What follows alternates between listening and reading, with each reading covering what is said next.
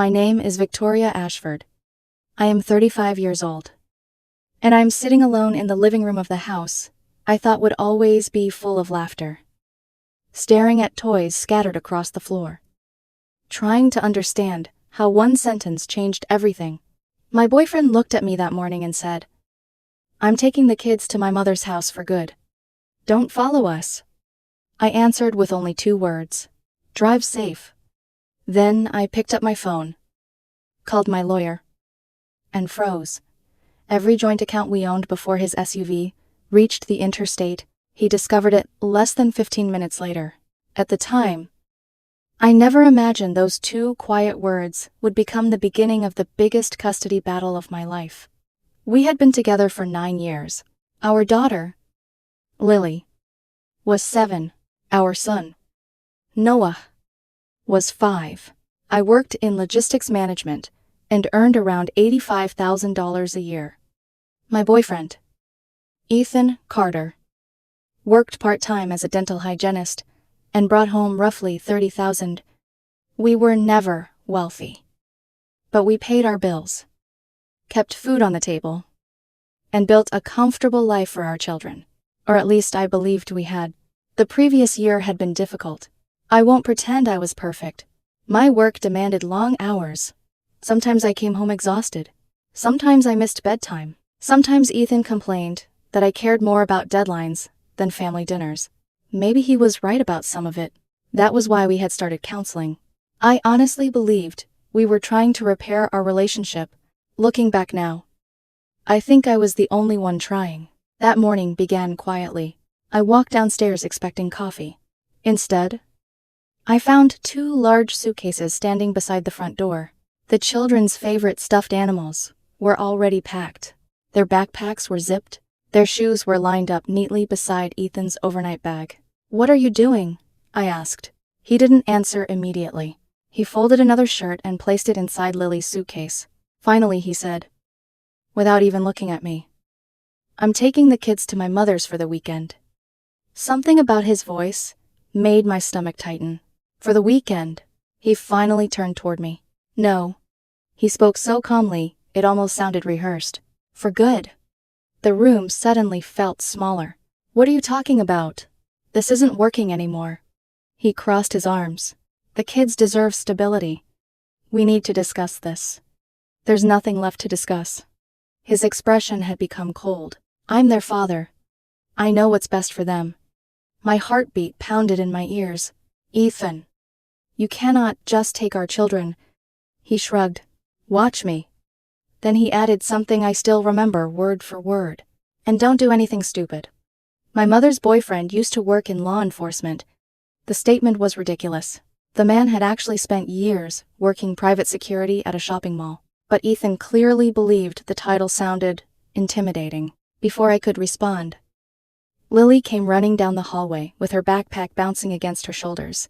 "Mom, we're going to Grandma's." She sounded excited, completely unaware of what was happening. I forced myself to smile. "That sounds fun, sweetheart." I kissed her forehead. Then Noah wrapped both arms around my leg. I knelt and hugged him tightly. "I love you both more than anything." They smiled. Neither child understood that their lives were being torn apart one decision at a time. Ethan loaded the luggage into the SUV. Before getting inside, he looked back at me. "Don't make this harder than it needs to be." I simply nodded. "Drive safe." For the first time all morning, confusion crossed his face. He expected yelling, begging, maybe even chasing after the vehicle. Instead, I watched him pull away. The moment his SUV disappeared around the corner, I stopped being the devastated girlfriend. I became a mother, protecting her children. I called the most aggressive family attorney anyone had ever recommended to me.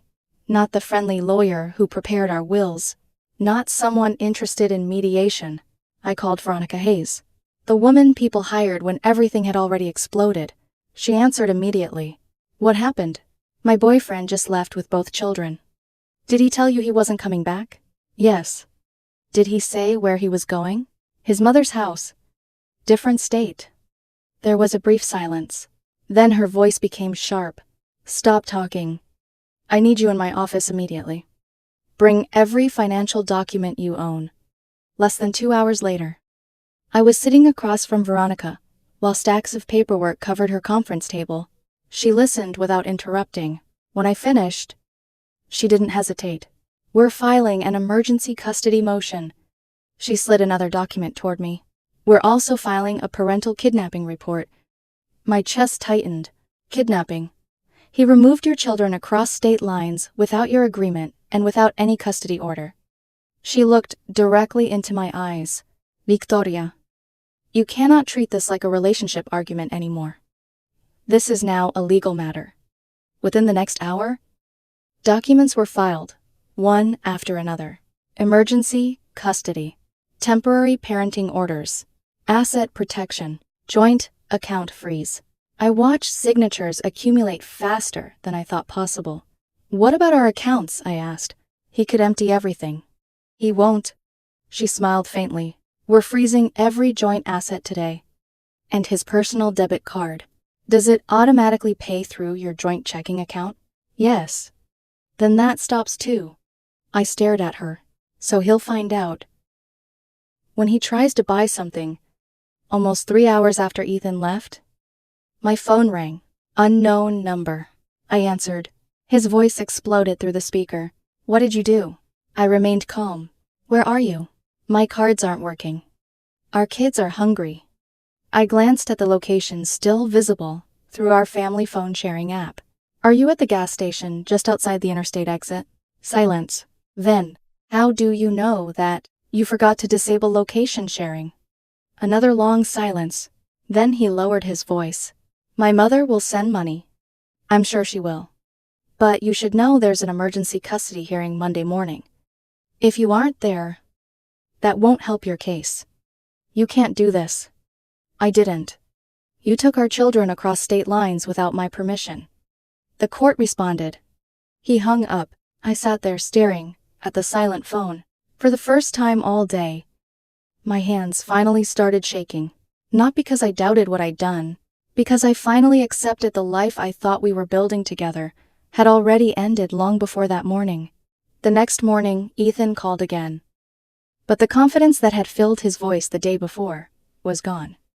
I could hear exhaustion underneath every word. And behind him, I caught Lily asking whether they were almost home. He had made it to his mother's house because she wired him enough money to finish the drive. But his plan had already started unraveling before he unpacked a single suitcase.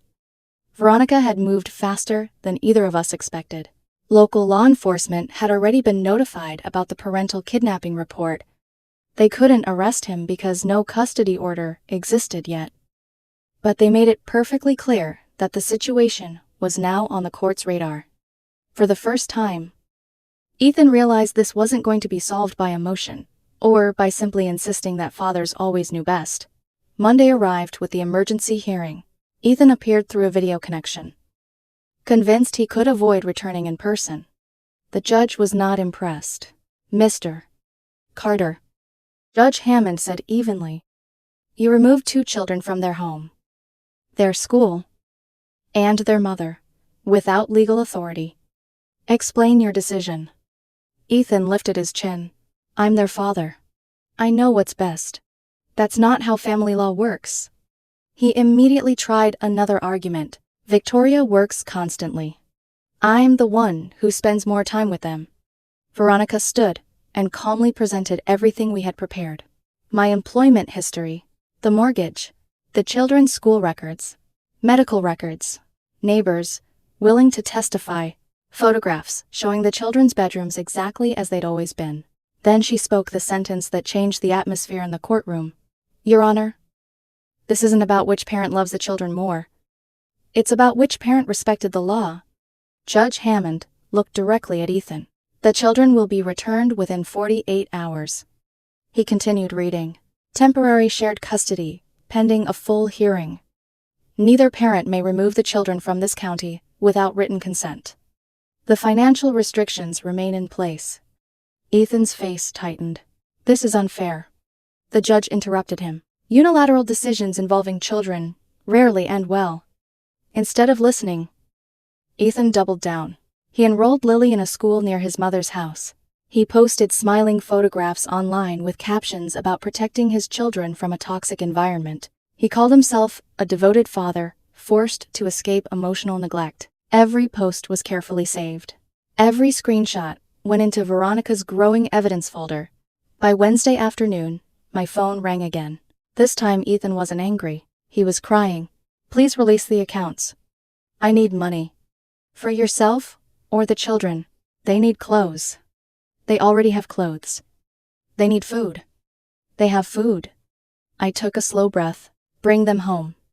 "I can't." "Why?" "I already told everyone here we're staying." His pride had become a prison. "That isn't my responsibility." A few hours later, his mother called. She never even greeted me. "How dare you financially abuse my son?" I answered quietly. "How dare your son take my children? He is their father. And I'm their mother. We have equal rights." She accused me of traumatizing the children by forcing legal action. I reminded her gently that Lily and Noah had been sleeping in unfamiliar bedrooms because of Ethan's choices. "Not mine." She hung up after calling me several names I refused to repeat. Thursday morning, Veronica called before I even finished breakfast. "Ethan just filed for emergency custody in his mother's state." "Can he do that?" "He can file anything. It doesn't mean he'll succeed. Our state has jurisdiction." She paused. "But it proves something." "What?" "He's planning to ignore the existing court order." That afternoon we filed contempt papers. I didn't celebrate. I didn't enjoy any of it. Every new filing meant another reminder that the father of my children was choosing conflict over cooperation. I called him one last time. "You have 24 hours. For what?" "Bring Lily and Noah home." "You wouldn't have me arrested." "I don't want you arrested. I want our children home." "You'll traumatize them." "They're already traumatized." "You created that." 20 hours later, his SUV rolled into my driveway. The moment the doors opened, Lily sprinted toward me. She wrapped both arms around my waist and burst into tears. "Mom, I missed you." I held her so tightly, I thought my heart would stop. Noah refused to let go of my hand. His tiny fingers stayed locked around mine, as if he worried someone would take him away again. Ethan stood beside the vehicle with folded arms. "Happy now?" I looked at my children before answering. "I'm happy they're home." "This isn't over." "No, it isn't." Over the following weeks, the temporary custody schedule began. Every other week, the children stayed with Ethan. At first, I hoped the legal warning had changed him. Instead, his tactics simply became quieter. Lily came home asking, "Mom, why do you hate Grandma?" I blinked. "I don't hate Grandma. Dad said you don't want us to visit because you don't like her." I knelt beside her. "Honey, you can love Grandma. I love Grandma too. But children need to stay where they go to school. Where their doctors are. Where both parents can see them." She nodded slowly. A few days later, Noah said something that hurt even more. "Dad says his house is more fun." "Why?" "He bought me a new bike. And a tablet. And lots of games." I smiled anyway. "I'm glad you had fun." He looked confused. "You aren't mad?" "No. But fun isn't something you can buy." He hugged me. "I like movie nights here better." That almost made me cry. Soon the school contacted me. Ethan had told Lily's teacher, I controlled all the money and should never be trusted with financial decisions involving the children. The teacher sounded uncomfortable. I just wanted to verify who should be contacted. I'm still the primary emergency contact. Nothing has changed. After hanging up, I called Veronica. "Document it. Every conversation. The judge needs to see the pattern."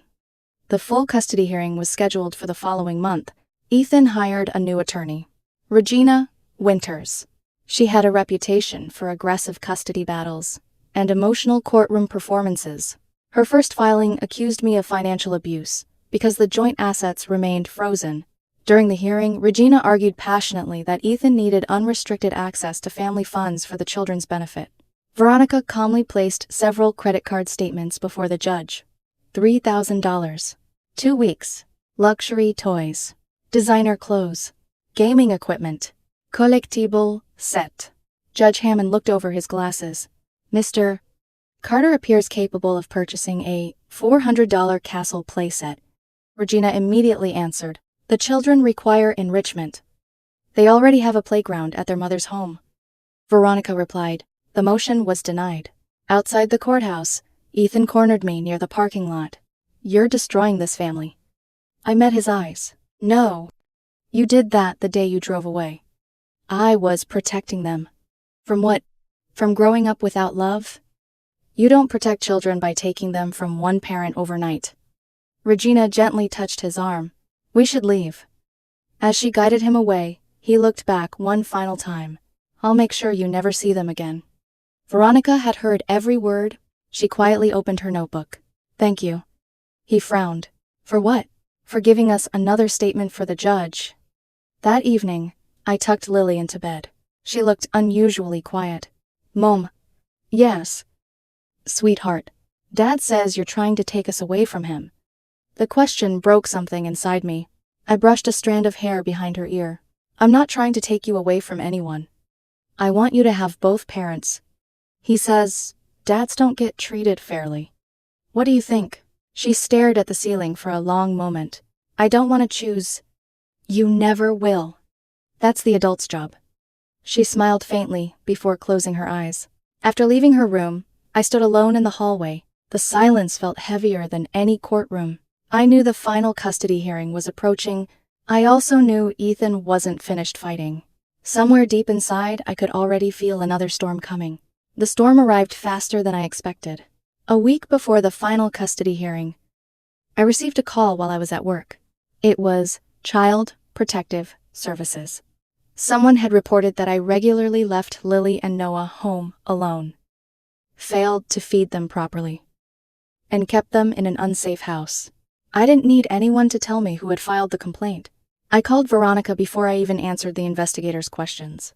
Stay calm, she said. Let them inspect everything. You have nothing to hide. That afternoon, the investigator walked through every room of my house. She checked the kitchen. The refrigerator was full. The pantry was stocked. The children's bedrooms were clean and organized. She smiled when she noticed an old safety gate still attached near the stairs. You never took this down. I kept forgetting. She laughed softly. I've seen far worse. She contacted the children's school. Their teachers confirmed Lily and Noah always arrived clean, prepared, and with completed homework. She reviewed medical records. Attendance record. Emergency contacts. Everything matched. Before leaving, she looked at me with a sympathetic expression. Ms. Ashford. This appears to be a custody dispute used as a weapon. I'll be closing the investigation with no concerns. I thanked her after she left. But inside I felt sick. The children had become pieces in a game. Neither of them understood. Unfortunately, Ethan wasn't finished. The following weekend, he picked up the children as scheduled. Monday morning, their school called. Neither child had arrived.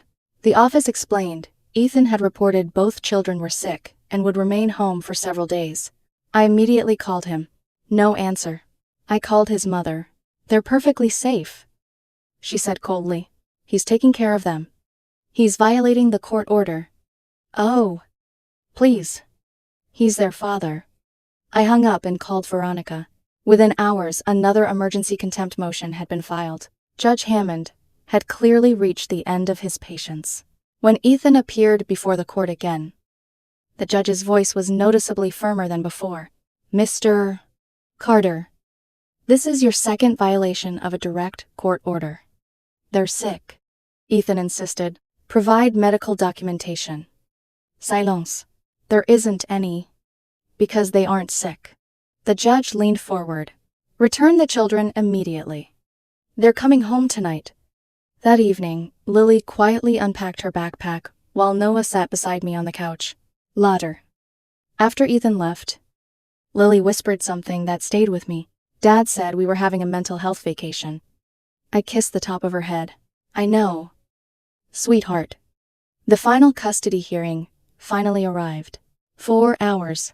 That was how long both sides presented evidence. Regina argued that I worked too much. That I controlled finances?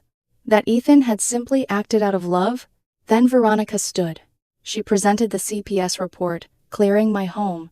School attendance records showing the children missed 6 school days during Ethan's parenting time and none during mine. Police documentation from the original parental kidnapping report. Financial records proving I had continued paying every expense related to Lily and Noah while our assets remained frozen. Teachers testified about the children's emotional stability whenever they followed a consistent routine.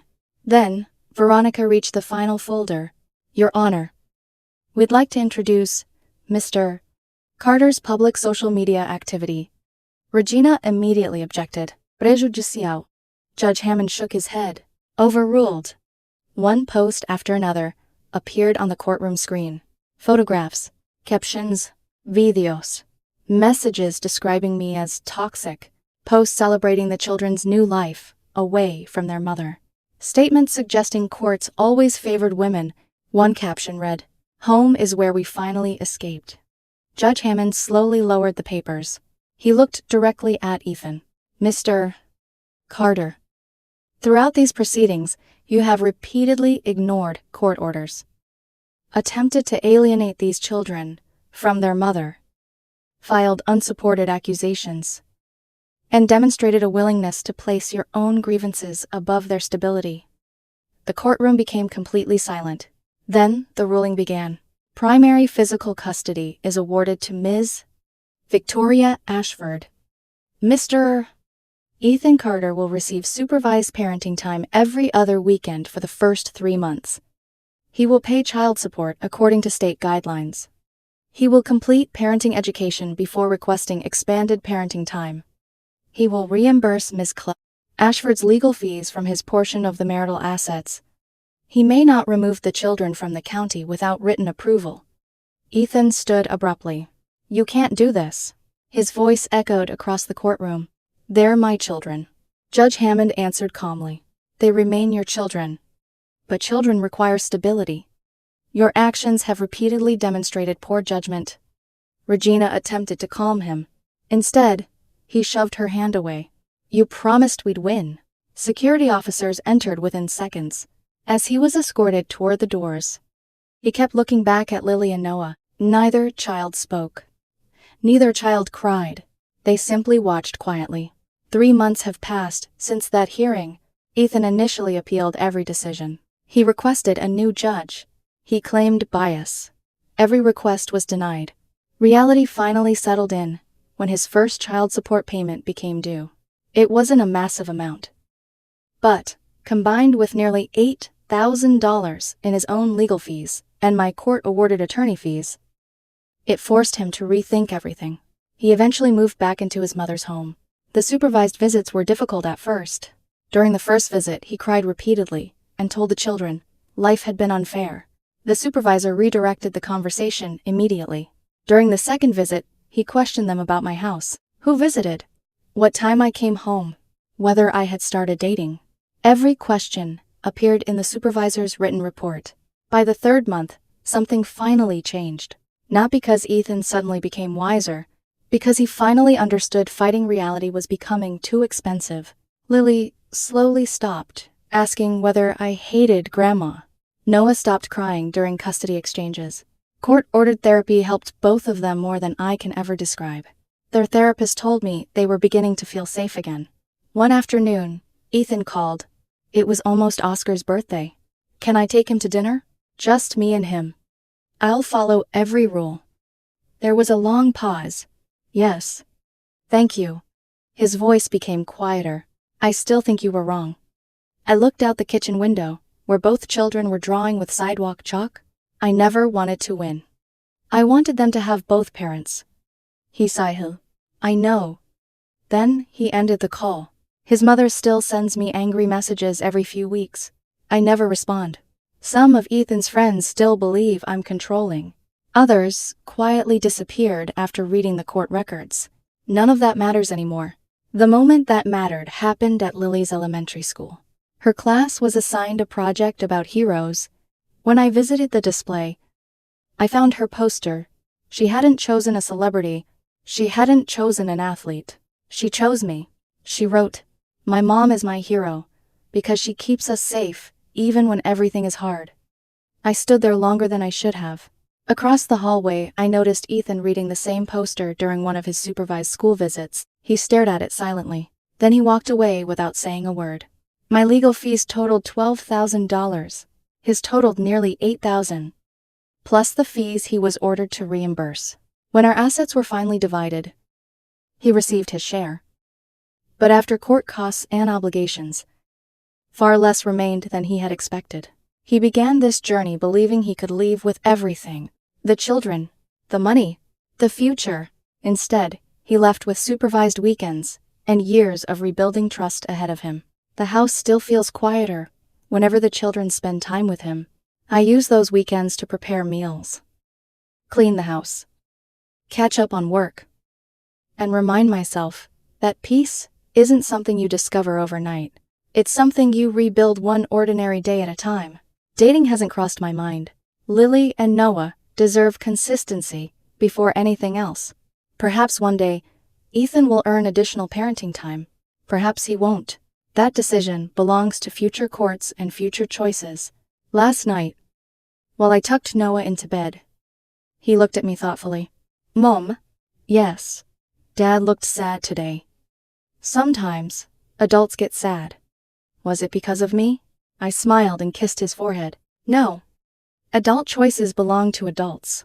He thought quietly before answering. Dad used to say you made him sad. What do you think now? He shrugged. I think people make themselves sad when they don't listen. 5-year-olds sometimes understand life better than adults. I never shared this story because I wanted sympathy. I shared it because someone else may one day hear the words, I'm taking the kids. Don't follow me.